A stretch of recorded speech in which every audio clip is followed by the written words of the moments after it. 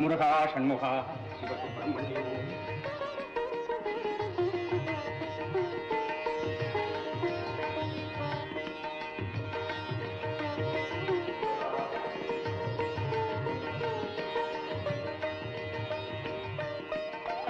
அப்பனே சண்முகம். ஆமா, பையன் வெளியூருக்கு போற மாதிரி சொன்னானே, போலியா?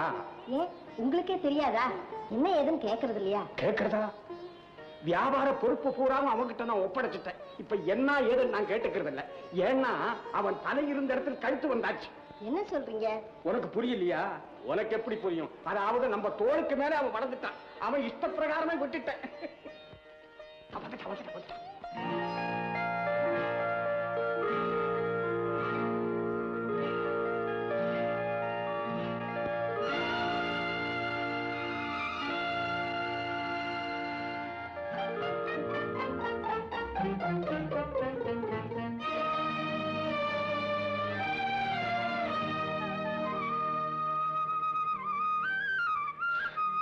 அப்பா நான் கொஞ்சம் அவசரமா பொள்ளாச்சி போயிட்டு வரேன். போயிட்டு வாங்க.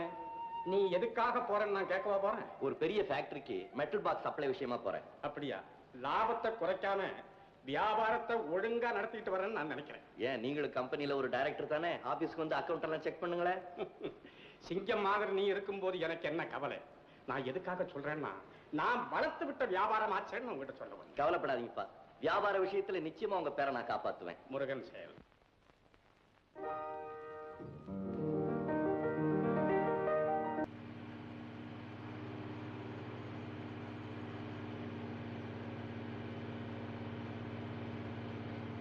டிரைவர், கொஞ்சம் சீக்கிரமா போங்க. ட்ரெயினுக்கு டைம் ஆச்சு, சீக்கிரமா போங்க.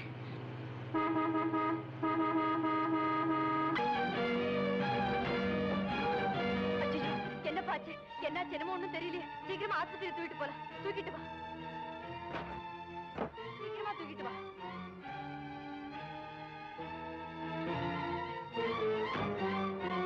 என்னப்பா நிக்கிற? இந்த பாருங்கம்மா, ஏதோ அவசரம்னு கூப்பிட்டீங்களே, வாடகை கார் கொண்டு வந்தேன். போலீஸ் கோர்ட்டுலாம் என்னால அலைய முடியாது. யாராவது வர்ற பத்தி போயிடுவான். பிடிங்கம்மா. எதுக்கு? பிடிங்கம்மா.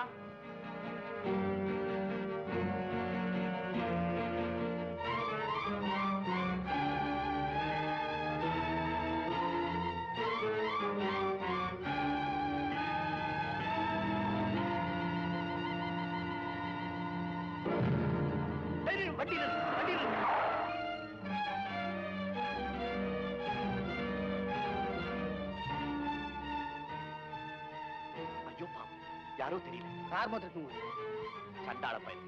பக்கத்துல ஆஸ்பத்திரி இருக்கா? தூக்கு தூக்கு.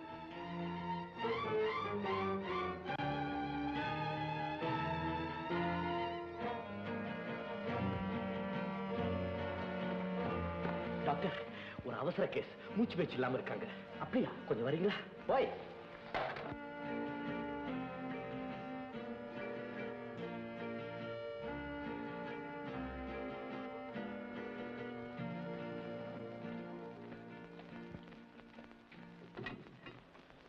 ஒண்ணும் பயம் இல்ல.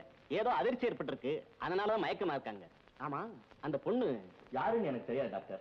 என் பேர் ரவி, ஊட்டி ரவி இண்டஸ்ட்ரி மேனேஜிங் டைரக்டர்.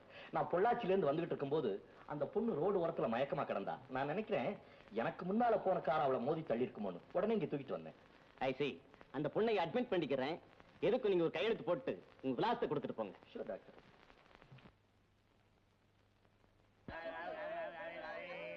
ஆனந்தவுடன் கல்கி பேசப்பட பொம்மை பேப்பர் பேப்பர் பேப்பர் பேப்பர்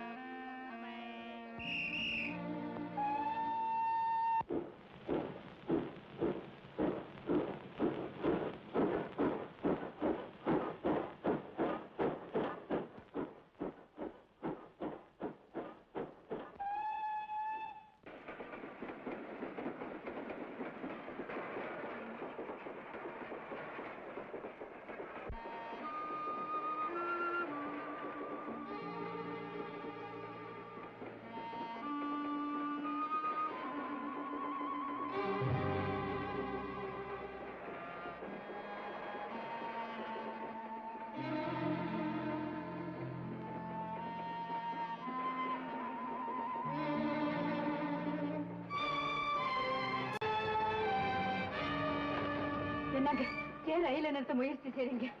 பேப்பர்ல இருக்கிற விளம்பரத்தை பார்த்துட்டு சந்தேக கண்ணோட என்ன பார்த்த உடனே நான் புரிஞ்சுக்கிட்டேன். என்ன காட்டி கொடுக்க தீர்மானிச்சிட்டீங்கன்னு. உன்னை பார்த்தா படிச்ச பொண்ணு மாதிரி இருக்கு. ஏன் வீட்டை விட்டு வெளியே வந்த? தயவு செய்து என்ன எதுவும் கேட்காதீங்க. நான் ஏற்கனவே குழப்பம் அடைஞ்சிருக்கேன். என்ன கண்டுபிடிச்சு கொடுத்தா பரிசு 10,000ன்னு விளம்பரப்படுத்திருக்காங்க.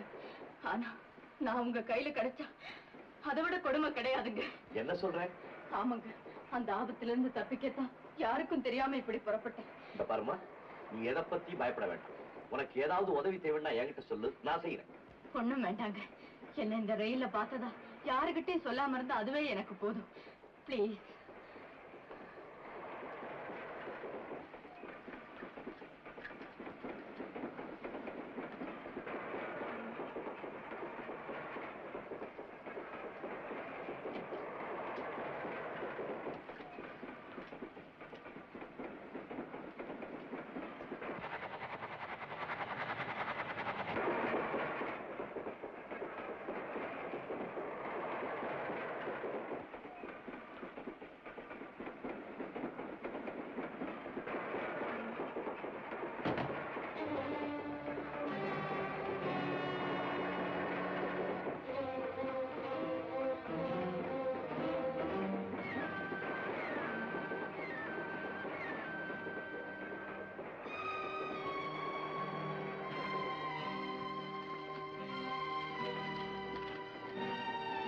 அன்புள்ள சிவகாமி, நலம் நலமறியாவா? நான் உன்னை புறக்கணித்து விட்டதாக நினைக்க வேண்டாம். என் சொந்த குடும்பத்தை பற்றி உனக்கு தெரியும் என்று நினைக்கிறேன். என் அந்தஸ்தை காப்பாற்றிக் கொள்ள வேண்டிய நிலையில் இருப்பதால் உனக்கு பணம் மட்டும் அனுப்புகிறேன்.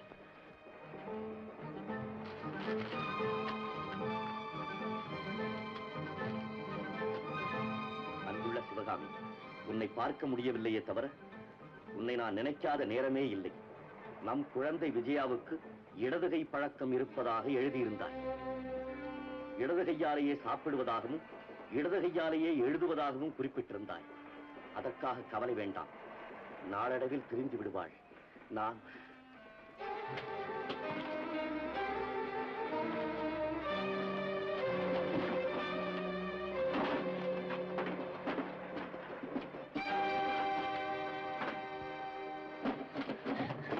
என் பெட்டியை நீங்க ஏன் எடுத்து திறந்து பார்த்துட்டு இருக்கீங்க?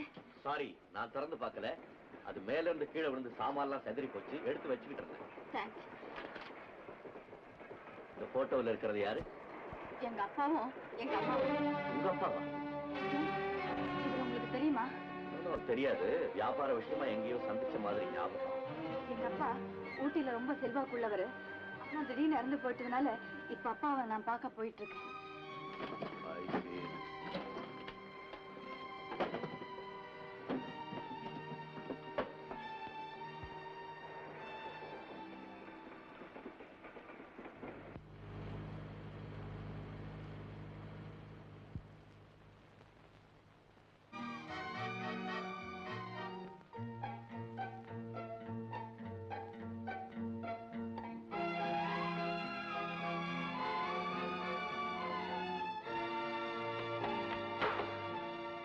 No, it can't be. My good Lord. Yes. Vijaya party உங்களை நேர்ல பார்க்கணும்னு காத்துட்டு இருக்காரு. பிசினஸ் உடனே முடிக்கணுமா? சாரி மேனேஜர், இப்ப நான் யாரையும் பார்க்கறதுக்கு தயாரா இல்ல. நீங்களே பேசி முடிச்சிருங்க, போங்க.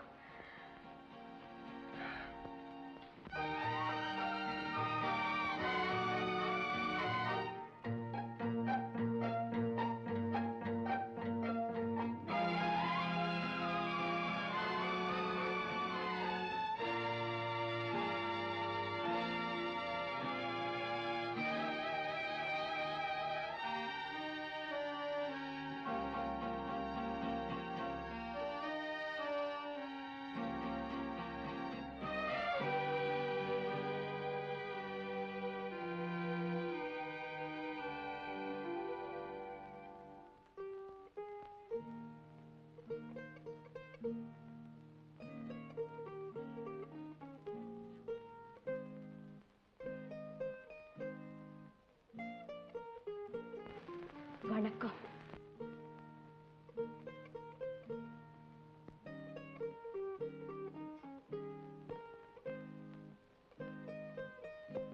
வணக்கம். யார் நீ? எங்க வந்த? எப்படி வந்த? நான் யாருன்னு உங்களுக்கு தெரியலையா? தெரியல. உன்னை நான் ஏன் தெரிஞ்சுக்கணும்? சரியா பார்த்து சொல்லுங்க. இப்படி வா. தெரியல. என்ன நீங்க சின்ன வயசுல பார்த்ததில்ல? இவ்வளோண்டு வயசுல என்ன விளையாடுறியா நீ? ஏன் சுத்தி வளைக்கணும்? நான் உங்க மகன். மகளா? ஐயோ, எனக்கு ஏது மகன்? எனக்கு ஒரே ஒரு மகன் தானே. நான் நம்பவே மாட்டேன். சுந்தரி, சுந்தரி. அப்பா. அப்பாவா? யாருக்கு யாரப்பா? அப்பனே, இது என்ன சோதனை? உண்மையை சொல்லுங்க. சிவகாமி உங்களுக்கு தெரியாது? சிவசாமியா? அது எந்த சிவசாமி? எனக்கு ஒரு சிவசாமி தெரியாது. சிவசாமி இல்லப்பா, சிவகாமி. எங்க அம்மா ஊருக்கும் உலகத்துக்கும் தெரியாம உங்களுக்கு மனைவியா வாழ்ந்துகிட்டு இருந்தாங்களே, அந்த உத்தமி. சிவகாமி, சிவகாமி. உங்க சொந்த மனைவிக்கும் தெரியாம அவங்களோட அந்யோன்யமா வாழ்க்கை நடத்திக்கிட்டு இருந்தீங்களே, நினைவில்லை? அவங்களுக்கு பெண் குழந்தை பிறந்ததும் உங்க சொந்த குடும்பத்தினுடைய அந்தஸ்துக்கு கெட்ட பேர் வந்துடுமோன்னு பயந்து கோழத்தனமா மறுபடியும் அந்த வீட்டுக்கு போகாம பணம் மட்டும் அனுப்பிச்சிட்டு இருந்தீங்களே, ஞாபகம் இல்ல? போதும், நிறுத்து. எவனோ பொறாமக்கார பசங்க என் மேல அவதூறா சொன்னதை நீ அறகுறையா கேட்டுட்டு என்ன பயமுறுத்த பாக்குறியா? உன்னை இப்பவே ஒண்ணும் செய்ய முடியாது. என் தாயோட நீங்க வாழ்க்கை நடத்தினது தகுந்த ஆதாரத்தோட நான் நிரூபிக்கத்தான் இங்க வந்திருக்கேன். என்ன ஆதாரமா? ஆமா. இதோ அம்மாவுக்கு நீங்க எழுதின கடிதங்க, எங்க அம்மாவோட நீங்க சேர்ந்து எடுத்துக்கிட்ட போட்டோ. குழப்பமா இருக்குல்ல? உங்களையே நம்பிக்கிட்டு இருந்த எங்க அம்மா 20 நாளைக்கு முன்னால்தான் இறந்து போனாங்க. பாவம், அவங்க இறக்கும் போது கூட இந்த உண்மையெல்லாம் என்கிட்ட சொல்லவே இல்லை. அதுக்கப்புறம் இந்த பெட்டியில இருந்த போட்டோவையும் நான் பிறந்ததுக்கு அப்புறம் எங்க அம்மாவுக்கு நீங்க எழுதின கடிதங்களையும் பார்த்துதான் நான் இந்த முடிவுக்கு வந்தேன். நான் எதுக்காக அனாதையா வாழணும்னு நினைச்சுதான் உங்ககிட்ட நியாயம் கேட்க வந்திருக்கேன். பேர் அம்மா விஜயா.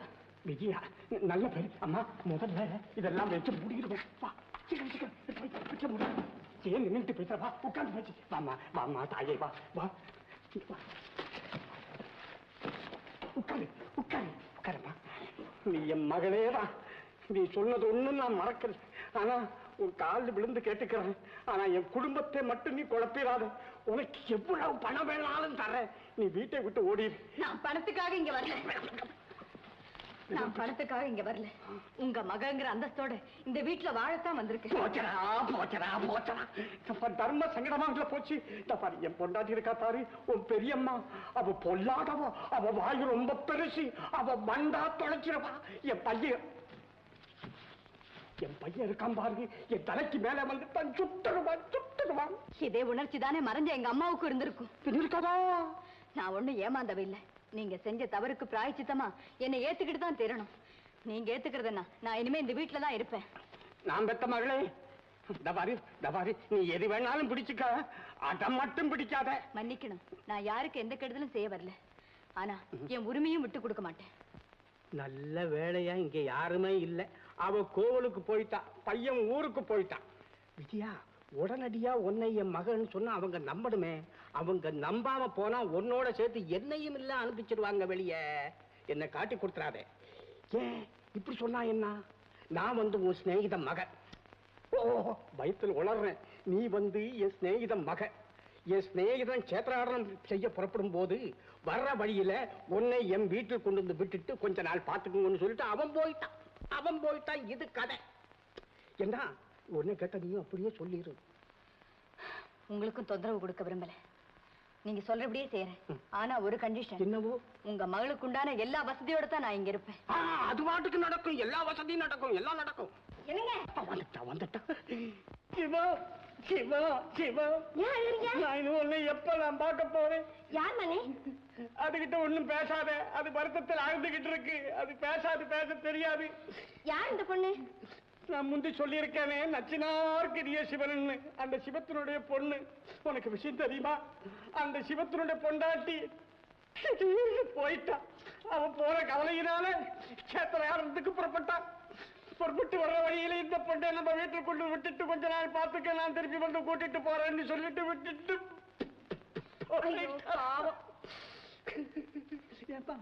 உங்களுக்கு இந்த சொத்தெல்லாம் என்னாச்சு? இப்பவும் இருக்குங்க. 10 லட்சத்துக்கு தேரும். ஒரு காலத்துல எனக்கு பணம் வேணும்னா அவன்கிட்ட தான் போய் கேட்பேன். அவன் ப்ரோனோட் எழுதி வாங்கிட்டு முதல்ல வட்டியை பூராவும் பிடிச்சுக்கிட்டு பாக்கிய கையில் கொடுத்துருவான். மகாபிரபு, என்ன இருந்து என்ன பிரயோஜனம்? பிரதேசி பிரதேசிய விடு. அவளே தைரியமா இருக்கா, நீங்க இப்படி குலுங்கி குலுங்கி அழுகுறீங்க. எனக்கு பலகீனம் தாக்கு பிடிக்க முடியாது. இந்த பொண்ணு தாங்கும் பேசாம பார்த்துக்கிட்டு இருக்கு.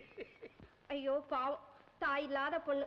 அவர் திரும்பி வர்ற வரைக்கும் நம்ம வீட்டிலே இருக்கட்டும், எனக்கும் பொழுதுபோக்கா இருக்கும். உனக்கு பொழுதுபோக்கா இருக்கும், எனக்கு பிராணாவஸ்தையா இருக்குமே. உங்களுக்கு என்ன பிராணாவஸ்தை? என் சிவத்தை நினைச்சிட்டு சொல்றேன். சும்மா இருங்க, வெள்ளிக்கிழமையிலும் வந்திருக்க, நீ மகாராஜா ஆயிரம்மா. வா கீழே போ. இந்த பாரு, உனக்கு ஒண்ணு சொல்றேன், நீ எப்பவும் வளவளவளவளன்னு பேசுவியே, அதை இதுகிட்ட பிரயோகப்படுத்தாத, அது தாங்காது, உளறிடும். நீ வாமா. என் சிவம், என் சிவம் காப்பாத்தரா சிவம். அட போங்க சார், விவசாயே கிடையாது. மிஸ்டர் தைரியம் எவ்வளவு பெரிய புள்ளி. அவருக்கு எழுத்தாப்புல முனிசிபல் எலெக்ஷன்ல இந்த பற்ற முருகேசன் நிக்கிறான். அர்த்தமே இல்லாம போச்சு. போட்டி இல்லாம எப்படிங்க? என்ன பெரிய போட்டி? பற்ற முருகேசன் ஒரு போட்டியா? மிஞ்சி மிஞ்சி என்ன சார் ஆகும்? அவனுடைய ஒரு ஓட்டி ஒரு குறையும், அவ்வளவுதான். நீங்க வேணா பாருங்க, கொஞ்ச நாள்ல முனிசிபாலிட்டி குப்பை ஆக போதாமா. புடிச்சுக்கியா? நம்ம ஹெட் பிஸ்னஸ் மகன் ஹேமலதா அதான் சார் ஆப்டர் போட்டு ஆக்கிச்சு கூட போயிட்டு இருக்குமே. இந்த கன்றாவிக்கு லவ் மேரேஜ். உங்களுக்கே லவ் மேரேஜ்? உங்க வேலையை பாருங்க சார், என்ன கொஞ்சம் சீக்கிரம் அனுப்புறீங்களா? வர்றவங்க எல்லாம் அனுப்புறதா என்னுடைய வேலையா? உடம்பு பூரா கோளாறு வச்சிட்டு இருக்கிற, கொஞ்ச நேரம் நில்லையா? என்னங்க இன்ஜெக்ஷன் போட ஊசி காணோம், எங்க வச்சீங்க? காமா தேடி பாருங்க, அங்கேயே தான் இருக்கும். நல்லா தேடி பார்த்தேன், காணோம். சரியா பாருங்க, அங்கதான் இருக்கும். காலையில பலசரக்கடை பலராம் செட்டியார் ஊசி போட்டீங்கல்ல, அதுல இருந்தே காணோம். கவலை விடுங்க, ஊசி எங்கேயும் போயிடல, செட்டியார் கைக்குள்ளேயே தான் இருக்கு. நாளைக்கு செட்டியார் வந்த உடனே ஆபரேட் பண்ணி எடுத்துருவோம். அப்பா, உன் உடம்புக்கு ஒண்ணும் இல்ல, நரம்பு தளர்ச்சி, உள்ள நரம்பெல்லாம் சுத்திக்கிட்டு சிக்கு விழுந்திருக்கு. கொண்டு பண்றேனே. என்னதுங்க? நான் உனக்கு ஒரு இன்ஜெக்ஷன் போடுறேன். இன்ஜெக்ஷனா? உங்ககிட்டயா? வேண்டாங்க, எனக்கு வழக்கமா இந்த மஞ்சள் கலர் பவுடர் தருவீங்களே, அதை தாங்க. தரமாட்டேன். எனக்கு இன்ஜெக்ஷன் போடணும்னு ஆசை, கொண்டா போடுறேன். என் உடம்பு நல்லா இருக்குங்க, நான் ஓடுறேன். வழக்கமா வர்றேன். சொல்ல மறந்துட்டேன், இந்த சிட்டி இம்ப்ரூவ்மெண்ட் சிவசண்முகம் போயிட்டாரேன்னு எல்லாரும் வருத்தப்பட்டாங்க. அட ஏன்டா வருத்தப்படுறீங்க? அவர் போனாதான் இம்ப்ரூவ்மெண்ட்னு சொல்லி அவங்களுக்கு சமாதானப்படுத்துறேன். என்னப்பா, என்ன பார்க்கணும்னு வந்துட்டா அப்புறம் என்ன பயம்? வா. உடம்புக்கு என்ன குளிர் தருங்க. ஊட்டியில் இருக்கு, குளிராதாயா? ஏயா, அதுக்கு வந்து என் கழுத்த இருக்கணுமா? பேசாம ஒரு கம்பெனி வாங்கி போத்தி படுத்துங்க. அப்ப சரியா போயிடுமா? அப்பவும் போறேன்னா ஊரை விட்டா போக வேண்டியதான். போயா குழந்தை, வா வா வா வா வா வா வா. ஹே, நீ பத்திர பொண்ணு செங்கமா தானே? என்ன பண்ணுது? ஒரு வருஷமா என் உடம்புக்கு ஒண்ணுமே வரலைங்க, என்னவோ ஏதானு பயமா இருக்கு. அசிஷோ, தப்பாச்சே. அப்புறம் என் குழப்பம் என்ன ஆறுது? அல்மேல் சிகப்பு கலர் பவுடர் தானே ரெடியா இருக்கு. இந்த அம்மா 4 வேளை பவுடர் இருக்கு. முதல் வேலையை தேன்ல குழைச்சு சாப்பிடணும், 2வது வேளை நெய்யில, 3வது வேளை வேப்பெண்ணெயில, 4வது வேளை. 4வது வேலையா? அதானே, அநேகமா 4வது வேலைக்கு சந்தர்ப்பமே இருக்காதுமா. போயிட்டு வா. கடவுள் நம்பிக்கை இருக்கா?